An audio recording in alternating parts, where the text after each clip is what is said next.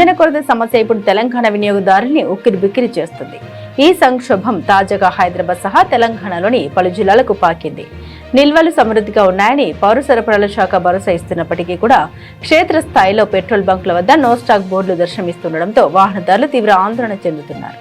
Petroleum dealers association అధ్యక్షులు అమరీందర్ రెడ్డి ఈ సమస్య వెనుక ఉన్న ఆసక్తికర విషయాల్ని వెల్లడించారు. అడ్వాన్స్ పేమెంట్ చేసిన ట్యాంకర్లు రావడం లేదని, క్రెడిట్ ఫెసిలిటీని కూడా కంపెనీలు రద్దు చేశాయని ఆయన పేర్కొన్నారు. మరోవైపు రాష్ట్రంలో పెట్రోల్, డీజిల్, ఎల్పీజీ గ్యాస్ నిల్వలు పుష్కలంగా ఉన్నాయని పౌర సరఫరాల శాఖ కమిషనర్ స్టీఫెన్ రవీంద్ర స్పష్టం చేశారు.